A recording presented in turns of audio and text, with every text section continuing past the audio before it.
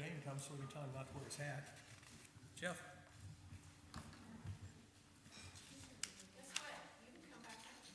Thank you. Come on. And you can even sit The next to second I sit down, just a test. Let's see how many times you do this. no kidding. Like right when I sit down, they'll show up. It has to be Well, they're late already, so Greg's I, easy. Yeah. It's actually a means test. How eager are you to actively participate?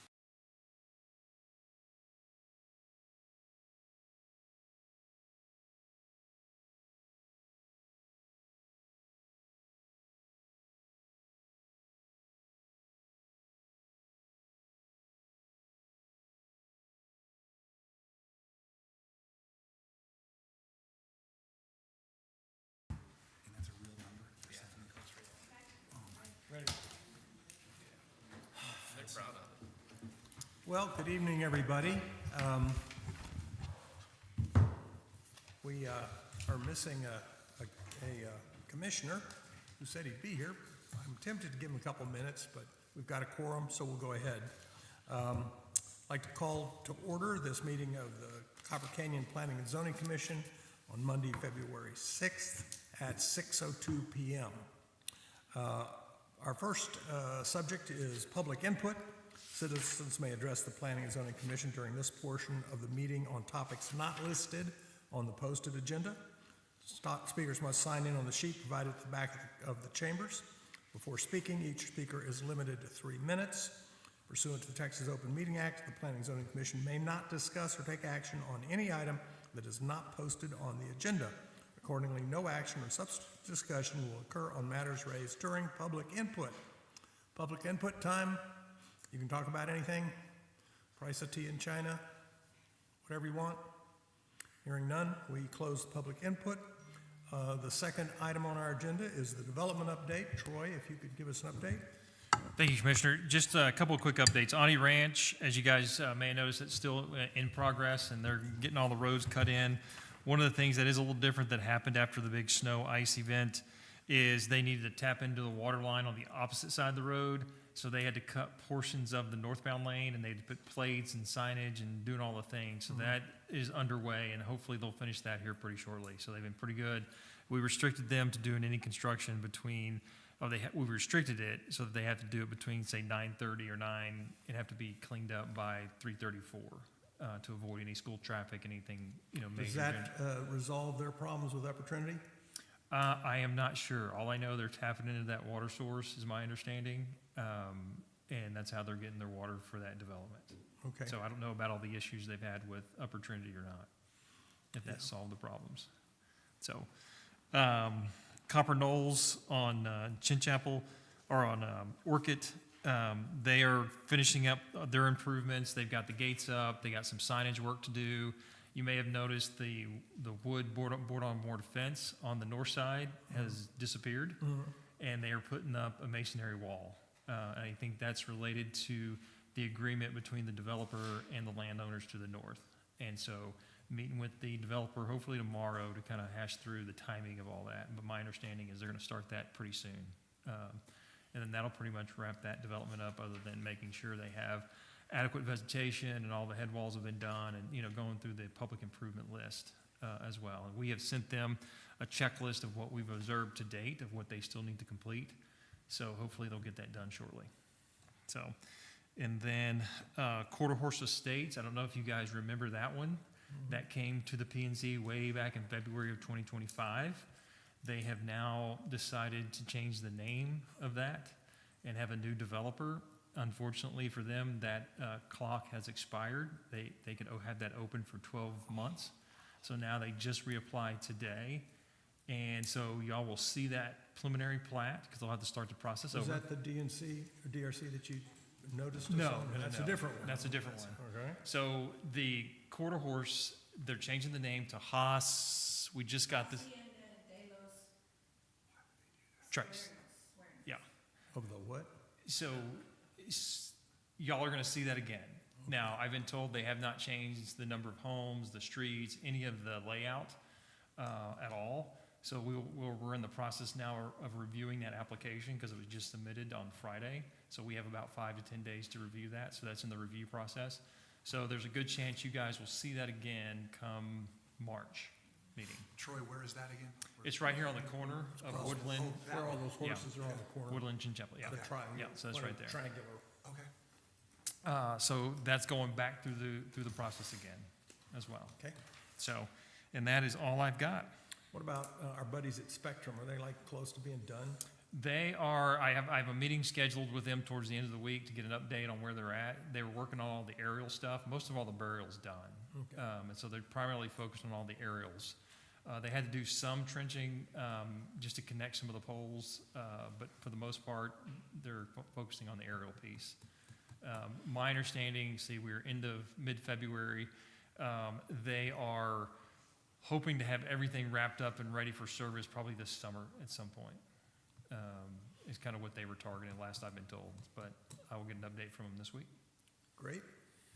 Any other questions for Troy?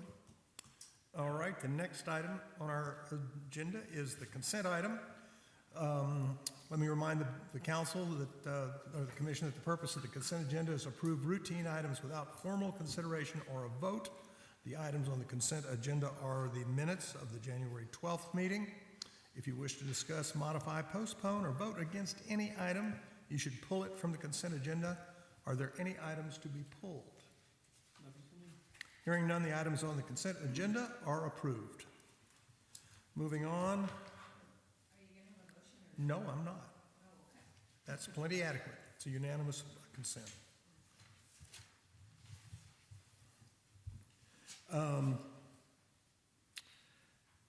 The item for discussion tonight is the same item we had discussion last time. I think, as most of you will recall, we had a public hearing, which we temporarily adjourned until tonight, so we're reopening the January 12th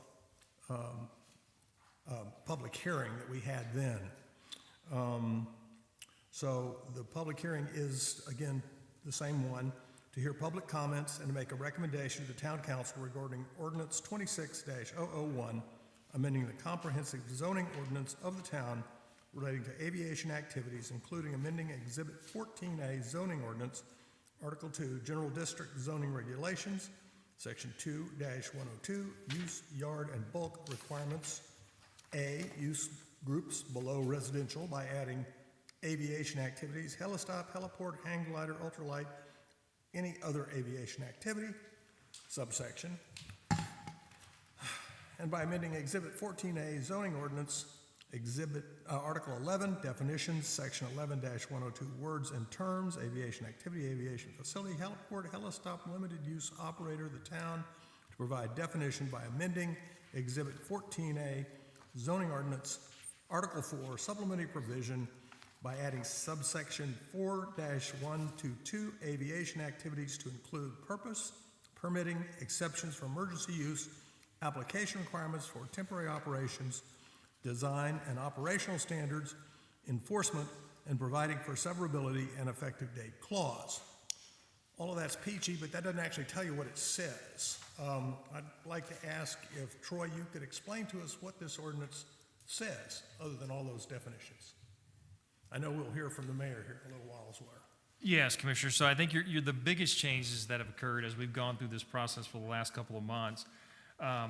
The attorney and a couple of us have been working on this based on feedback that we received over the course of that time.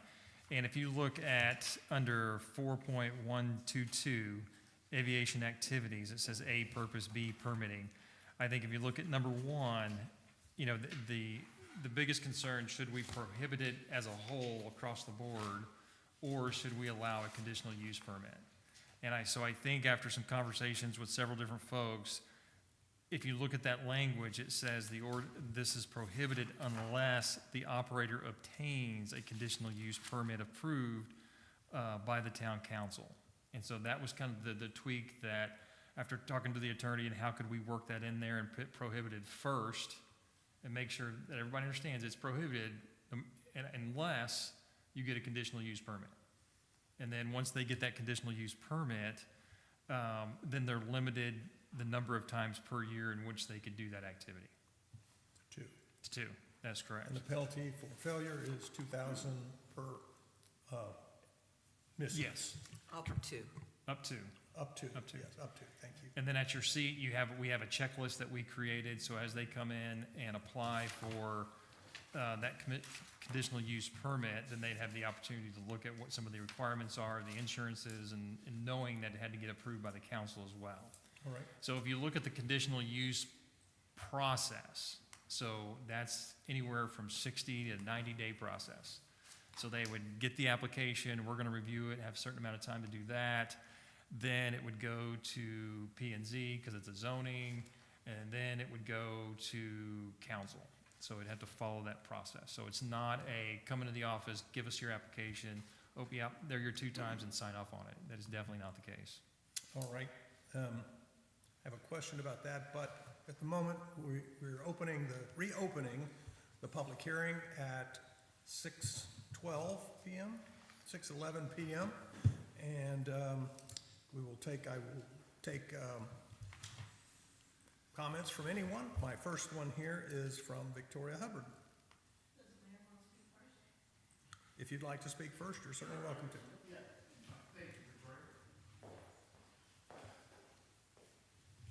By the way, before we start, excuse me, I'd like to remind everybody this is reopening, so we don't need to hear the same comments we heard last time. And for the benefit of our fellow citizens and the courtesy, please give us your revised comments, if any. You're certainly welcome to say anything you want to say, but it would just be polite not to repeat what we heard last time, Mr. Stranzik. Jeff said. Okay, very good. He said he was going to speak for Ted tonight. Oh, he's gonna speak for that. I'm All right. warning him. Very good. Well, so my name's Jeff Mayer, 1020 Dollarwood Court. Happy to be the mayor. And I started this process, but I want to explain why it got started and where we're at today. So I want to clear up how this aviation discussion started and how we worked to our current proposal. A concerned citizen mentioned to me events occurring in Flower Mound and Double Oak. This information caused me to see how those activities would affect Copper Canyon. A gentleman had applied to Flower Mound to operate helicopters off his property he wanted to buy inside of Flower Mound. The town council denied his request due to the city having an ordinance which only allowed helicopter operations in commercial and hospital-zoned areas. They had an ordinance, so he was denied, period. The gentleman then went to Double Oak, where he purchased land inside Double Oak, of which I can only assume for the same intent. Double Oak did not have an ordinance relative to flight operations yet they denied his request. After 6 months of crowded town meetings, the council finally passed an aviation use ordinance. So Double Oak government figured out how they wanted to deal with this issue, passed an ordinance after 6 months of negotiations. The point here is ordinance guidance gives the town legal standing to make decisions. A lack of guidance, ordinance guidance, leaves the town open to operations, and our town does not want that. To be clear, we have had helicopter operations inside our town because we have no limitations and no ordinance governing that. Copper Canyon does not currently have an ordinance, but it needs one. We have open land space just as Flower Mound and just as Double Oak. Having an ordinance sets the rules for everyone to understand, both new and old landowners. This ordinance proposal presented today is one written from input from both citizens and council members. It mirrors the ordinance guidance of other cities. This policy presented, as written, before you limits any applications to the 5 and 10 acre zoning areas and makes the town council the determinant of permission or denial. This ordinance proposal also has strict limits on any aviation activities. There is also a stringent list of requirements listed in an administrative checklist prior to any application reaching the council for consideration. And finally, nothing in this proposal mandates the approval of any application. The elected officials of the town council decide, as is every case with every other conditional use permit. The process would require completion of an extensive checklist, followed by a review for planning and zoning, as Troy mentioned, and finally ending up in a hearing and a vote by the town council. This is a long and legal process that is required for any conditional use request.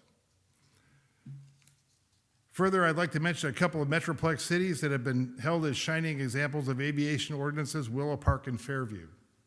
Both of these end their ordinance at a council review for permission or denial of a request. Our ordinance mirrors the same policy, the proposed ordinance. The spectrum of either no restrictions or a total ban would both be unacceptable in games. I believe we have a middle ground of compromise. Government overreach to the total prevention of one's personal pursuit is not what America is based on. I believe we should protect each person's rights, but stay within bounds of protecting our neighbors too. This is the balance many towns have reached. Just to be clear, I nor any other member of the council have ever discussed any sort of aviation business or negotiations toward that end under the cover of secrecy. Anyone can call me anytime and find out the truth to the maximum extent I can reveal. Finally, as I mentioned, my job as mayor is to look beyond the immediate horizon and ensure we are all protected. Protected to allow the pursuit of happiness for everyone. Learning from the Flower Mound and Double Oak helps me do just that. This proposal will protect our town through the conditional use process, just as we do with housing and development applications. Before you go, Anybody have any questions? technically, we should wait till the discussion, but while you're there and we're being informal, Yeah. you mentioned Bartonville. What are the Bartonville requirements on aviation? Yeah, I didn't mention Bartonville. I mentioned Double Oak and Flower Mound. Belton Oak Farm, okay. Can you tell us? So I did look at them, but I don't have it off the top of my head, so. Okay, so maybe we could ask staff, what's the Bartonville aviation requirement? I have to go back and look at it. What about Argyle? I'm not sure. How about Highland Village? I'm not sure. Okay. And let's see, we just had a ruling from Double Oak, and can you tell us what the Double Oak ordinance is? Double Oak, the original proposal was to have, just like we have here, prohibited, go through, there was 3 steps to their process at the end. And I have their proposal here somewhere, if I can get it.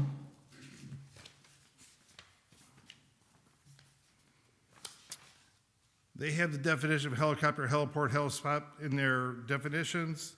Their thing says emergency use, we have that, circumstances. And they put one in there for government law enforcement. We don't really need that, in my opinion, only because they're gonna do what they wanna do anyways, and they're legally allowed to do whatever they wanna do. And the final one was a case guide they had proposed originally. A case-by-case town council may approve temporary creation of a heliport or helispot upon prior application. So, but they took that out of their negotiations during their last council meeting, right? So they removed that. So they got down to 2, emergency use and government use, helicopter and law enforcement. And not that that's not one way to do it, you absolutely could do that, and that's with negotiations and stuff like that on the town council, right? But most towns go back to, the bottom line is allowing people to do it through council approval. And what we have is we put the restrictions in there from guidance from other people outside our town. We put the restrictions on how many times you could use it. That was one concern that was about the Double Oak, is they didn't have a restriction on how many you could use per year. Great, any other questions? You want to keep this informal? Yeah. Yeah, just keep it informal. Yeah. Have lunch. Yes. So, It's a public hearing, it's still open, so, yeah, my question is, what we heard a lot last time was basically that there's obviously different ways of doing this. Like, I've read, I think, 12 of these now. And there's a couple of different ways that people have gone about it. The Fairview one is a little unique because they run up next to an airport, so I recognize that gets a little different. But the real complaint, I think, or point that people made the last time we were in here doing this was basically the incorporation into zoning. So, is this being handled differently? Because it looks like the verbiage is different in how it's handled than, say, the Double Oak one, which was passed earlier today, or passed around earlier today, sent from town staff. it was back in January. It was passed in January, Yes. it was emailed out today, right? Is this the verbiage here, it just seems to be a slightly different approach. Is that accurate? Yes, because it gives us a better review process and a longer process. The total conditional use process, review process, it could take up to 150 to 175 days if you drag it all the way out, right? So it's not, as Troy had mentioned, the process was not going to be, hey, I want to come in Wednesday and pick somebody up on Friday. Can I do that? That's not going to be allowed if this ordinance passes as is. In your position to not ban personal use of helicopters in Copper Canyon, which is what Double Oak just did, why are you taking the position that that's not appropriate versus a conditional use permit? Because in my view, in America, that's why you have the bright liberty and pursuit of happiness. You make a lot of money, you buy a lot of property, you want to buy a helicopter, that's up to you. You want to have your friends bring a helicopter in, that's up to you. Now, most of the places you're going to have to go outside a city, absolutely. But we are a unique city, just like Double Oak is too. I've heard we're a residential community. In actuality, we're really not. If you look at what we are, we're really a ranch community that has residences associated with it. We have 5 acres. Equestrian community that would welcome helicopters for personal use. Nope, I'm not saying that at all. You're reading the words. That's what you just said, and that's what That's- we heard that's- previously, was this is an equestrian community, and everybody wants to keep things rural. That's what we heard over and over again with the whole Toll Brothers Town Center thing. But I don't equate helicopters for personal use with an equestrian community, Which is, keeping things rural. I totally understand what you're saying, but which is why we have in the restriction in the ordinance there, an extremely limited number of operations for anyone that may want to do it. We could do any, because this is, in my view, I'm just proposing this as having written it. It's, in America, you get to do what you want to with your properties and stuff. The government overreach of restriction personal use is something that, I'm not personally for. Certain types of businesses in this community, correct? I missed that. There are certain types of businesses that are prohibited in this community. That argument about I can do what I want because I'm in America and I have personal use of my property, that could be extended to, I want to put a strip club on the corner. I tell you what, Mitch, if you Okay. don't mind, this is getting more into Yeah. discussion than it is to question. Right. So I'd I'm just suggest, trying to understand the framing of Right. why one approach versus another Right. approach. I think what I'd like to suggest is we move on with the public hearing. Sure. And then when that's over, then we can go into the discussion where all of these things can be, and we can Yeah. invite more questions. Just want to get the public hearing concluded. Thank you, Jeff. Secondly, Victoria Hubbard, give us your address.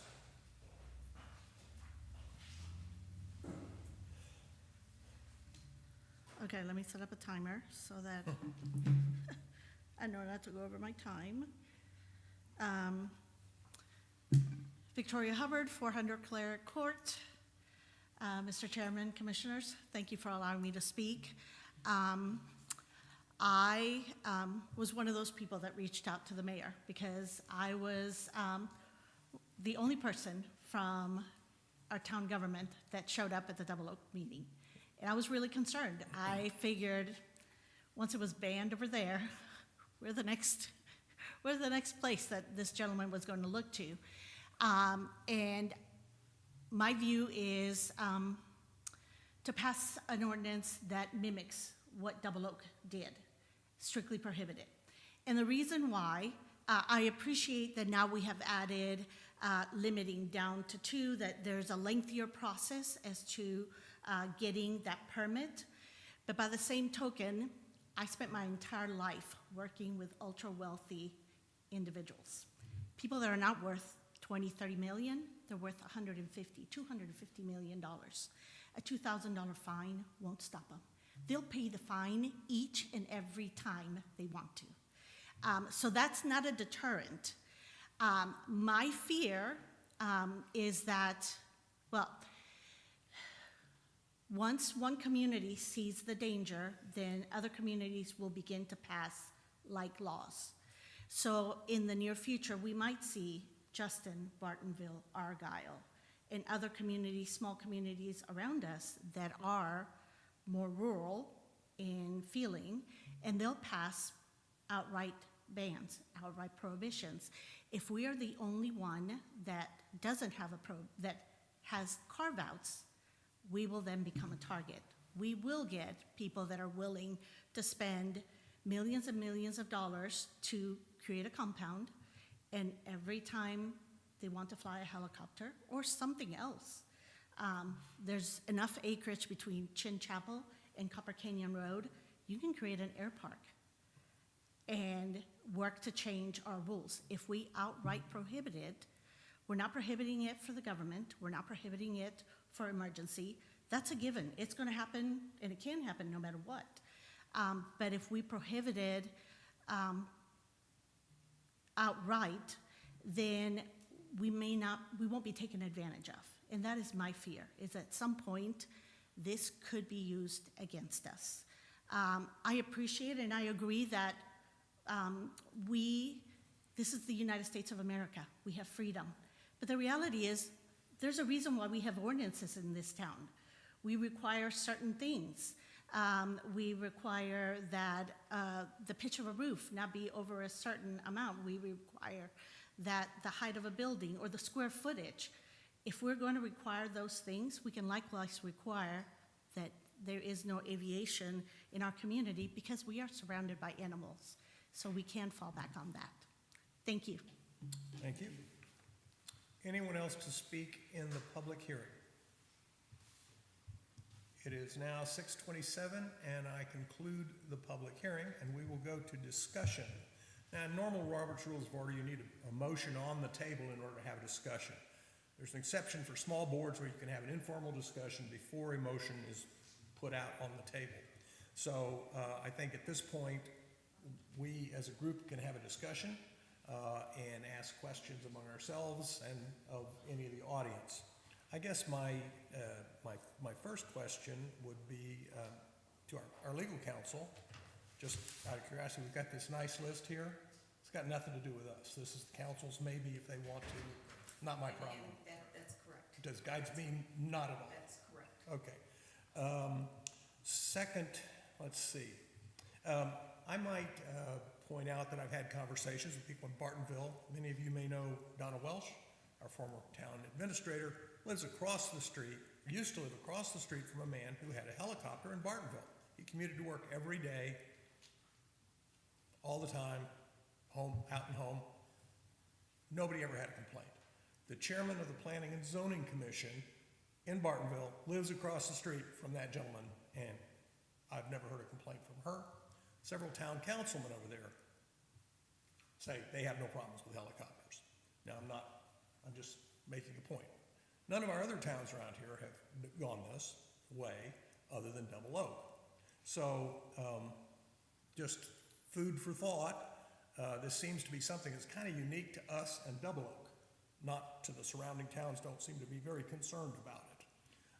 That doesn't mean plus or minus, it's just a fact on the table. I think Mitch was making a point about how, there are various businesses that are prohibited. So why would we prohibit this or not prohibit this? I think that's a valid perspective to ask that question.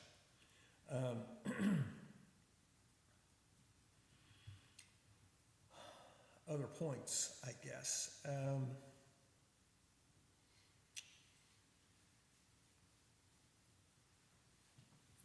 I was, I guess harangued might be the word, by our former mayor, Sue Tamel, who pointed out to me that we would be sued all over the place if a helicopter crashed and this was approved. And I think what I would like to do later on, after we've had this discussion, is maybe have an executive session with our council so we can explore this risk to us, or not, as the case may be. What else? I think if a helicopter crash anywhere, there'd be some lawsuits, Yeah, whether it's an ordinance or not.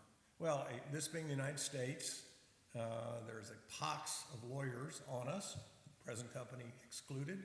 Of course, anybody can sue anybody for anything, anytime, any place, whether it's justified or not. So I personally do not worry about helicopter crashes in our town, any more than I worry about flights to Alliance Airport or DFW crashing in our town. They fly over a lot more than any helicopters ever will. Why don't we start down here at the end? Ryan, you want to give us your thoughts? Where are you on this general subject, or do you have observations you'd like to make for us? My only observation is I just don't know if, this is, the changes in this obviously are walking closer to Double Oak from the last time I've read it, when we had this here last time, which is probably good. The only part that gives me pause is just, I mean, we are writing this into zoning, and I mean, we're specifically writing this into zoning. And it's not so much just it's not just the helicopter, it's the helipad and the heliport and everything else that is getting zoned. And I mean, when I see something like this just makes me think, you know, I mean, here it is, and it's for someone to find a way around it. I mean, that's what that is. It's like any other legal agreement. If you're talking on paper, I look for a way around it if I want to.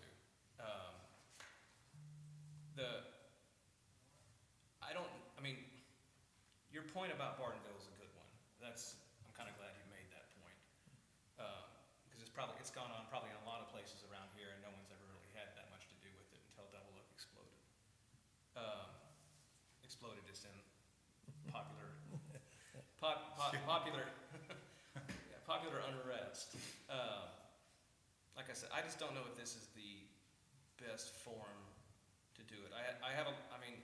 The Double Oak ordinance is pretty good, but I mean, it's an outright prohibition, and that's just what it is. Some of the other ones are pretty good. The Fairview one's good because it's simple. It's very simple. The Willow Bend one is also simple. So I mean, that's the. I think everyone wants to kind of get to the same place on this. I just don't know if this is the best way to go about doing it the way this is written. Okay, Tim? Is the Fairview one, is it similar to what's been proposed here? I forgot. Well, it's been a while since I've looked at it. I think it's in certain ways more kind of, more involved, more detailed, I think. It's right adjacent to an airport, it's McKinney Airport, right? Well, Or Fairview close. has had ongoing problems with McKinney Airport forever. So it's a little unique. Okay, well, yeah, that's kind of makes it not comparable. That's the hard part. I kind of like the way it's kind of a little bit more general. It's not I'm just not sold on it being a 100%, exclusion. I like the fact that there's an opening if someone wants to do something like that. I don't think it's going to be abused. I don't think someone from a prohibited area is just going to go buy acreage like every day of the week for that kind of a use. So I kind of I like the way it's written. That it's not an all-out prohibition, but it makes it a little difficult. It makes it a little challenging for someone to do that. And it's only, what is it, there's only 2 times? Is that the way it's written? Twice. Yeah, twice. A year. And it's a long duration of an approval process, so it's going to demand some work for that person. And it's only allowed on 5 and 10 acre lots. Well, I will add, and I don't have the details in front of me, actually, there's at least 2 different occasions in South Lake where wealthy athletes did purchase land for the purpose of flying helicopters and planes. Yep. Okay. So- We should be so lucky to be as wealthy as South Lake, yeah. Okay, Mitch? Sure, so my understanding is the first version of this ordinance was a zoning change. And then the pivot after the public outcry was to convert it to a conditional use permit.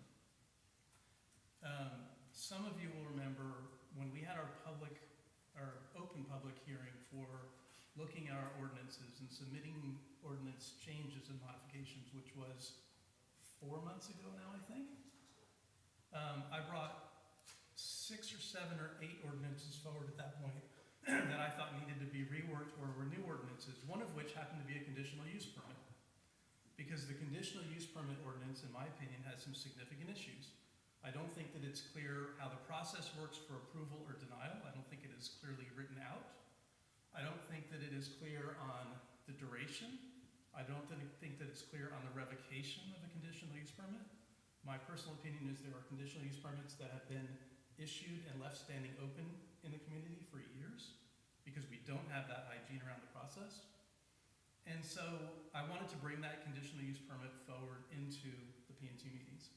In the last two P&Z meetings, we have a section in our agenda that asks if any of the commissioners want to bring something, a discussion topic forward for the next meeting. In both of those meetings, I indicated I was going to bring it forward. I didn't bring it forward in the first subsequent meeting after I brought it up. But after the last meeting, I did. Literally the next day, I provided another copy of that same conditional use permit ordinance that I wanted to modify to town staff and asked for it to be included in our agenda for this meeting. And I was denied that request by the mayor. I think that's a problem. When you want to stand up and talk about freedom in America, and everybody has a voice, but yet you're not going to allow us to talk about planning and zoning commissioners that have been doing, this is what we're chartered to do, is to work on the ordinances, to reinforce the ordinances. When we bring something forward and you say that it's not okay for us to talk about that, especially when it's in the context of a pivot for this ordinance around helicopters, I have a huge problem with that. So if I could, I'd like to postpone that discussion until our executive session. Understand, but my point is simply, we're moving from zoning to a conditional use permit, which I think has lots of issues, which has been flagged as having lots of issues. Long story short, I also agree with Brian. When you put something on paper, you're challenging people. It's like your kids, right? You can't do that. So why would we want to even put that target on our back? And if we're going to put the target on our back, be explicit about it and say we're just not going to allow it. Because I don't know of anybody who said that they want to do it. I haven't heard any single person say that they're supportive of the concept at large. It's not even a question of how we do it. It's just we're not even supportive of the concept. All right, thank you. I guess I would make another couple of observations. One is, I think it's clear to everyone here that the town council is elected. It's elected positions by the citizens at large, and therefore the town council represents the voice of the people. We up here are simply appointed by the town council, so we're a delegate.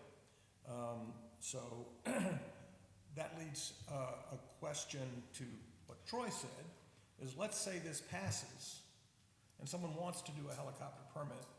Why in hell should this committee have to talk about it before it goes to council, since the council is the only party that can and can't approve it? So they don't need our recommendation to do it or not. Well, that's not necessarily the case, okay? For zoning, you are a recommending body, okay? So if council passes an ordinance where they want your recommendation prior to them making a decision, they're entitled to that. Okay, does it say this in here that they want our opinion on it? No, it doesn't. So, That's my question. okay. And, you know, I think everyone knows I'm happy to give my opinion to anybody on any subject at any time. And I think Mitch has proven himself likewise. So it's just really kind of a question of procedures here. I had another question there that I've lost for the moment. So I think maybe if we could, I would like to temporarily go into executive session here. Executive session, if a need arises to seek advice from the town attorney as to the posted subject matter of this planning and zoning meeting, the issues or matters will be discussed in executive session pursuant to section 55.1.071 Texas Government Code. The commission may meet in executive session to consult with the city attorney regarding matters authorized by section 55.1.071, including matters posted on this agenda. So if we could, I'd like to go into executive session for a few minutes. We promise you it's not going to be long. We just have a couple of quick questions.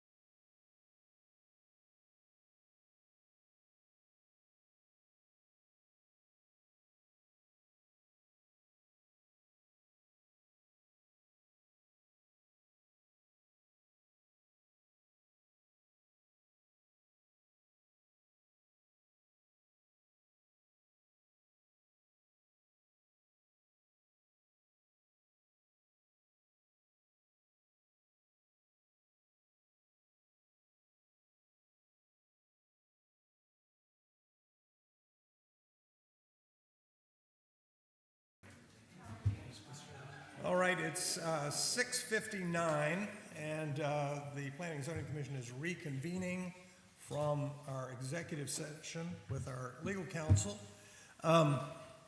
Little unusual, one of our council members who was not here, but he is here now, and so he should be allowed to come up and join our discussion, even though he didn't hear the EV. Is that okay? No. Yeah, he's no reason why he can't. No reason why he can't. Okay, we've kind of discussed this a lot, and we're running over time here, I guess, because there's a council meeting that's supposed to start here soon. So you've read the ordinance.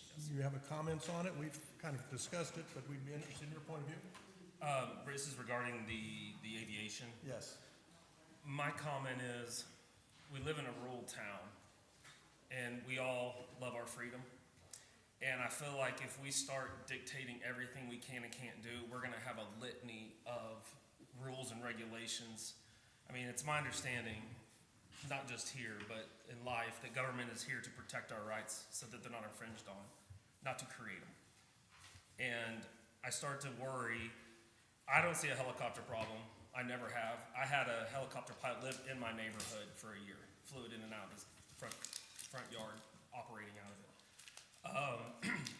My concern is just an opinion that I think if we go here, next thing you know, I don't like the color blue, and we're gonna say blue's offensive, and it's, you know, it triggers kids, or we're gonna find reasons to make more rules. To me, I think we keep it simple. We keep it where we keep our rights from being infringed on. We keep our property value up. Means I can't do something that's gonna damage somebody else's property or value.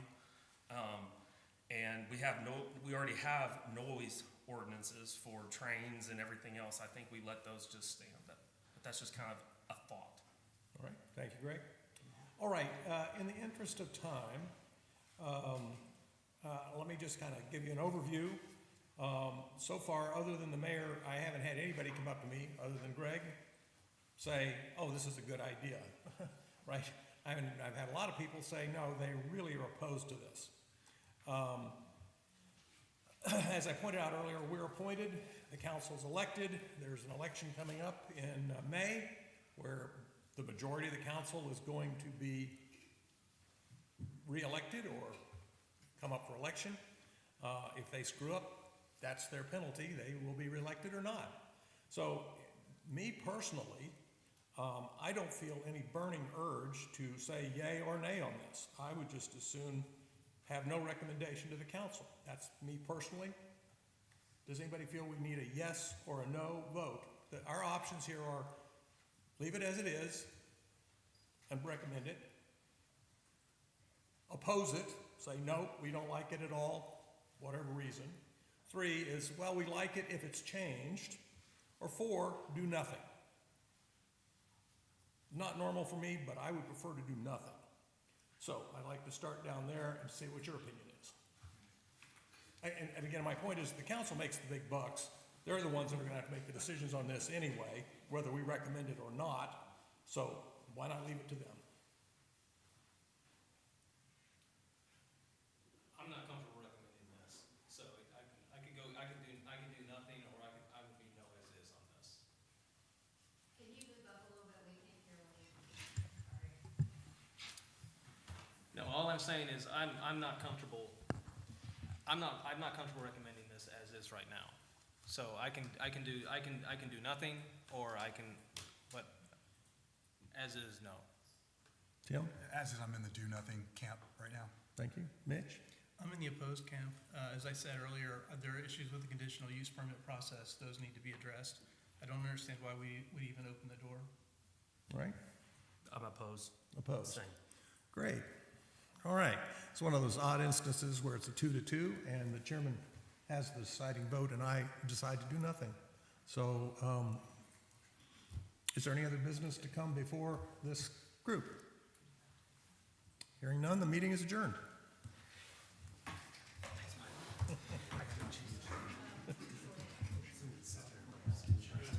Yeah, that's the council meeting. Yeah, thank you. I made it well.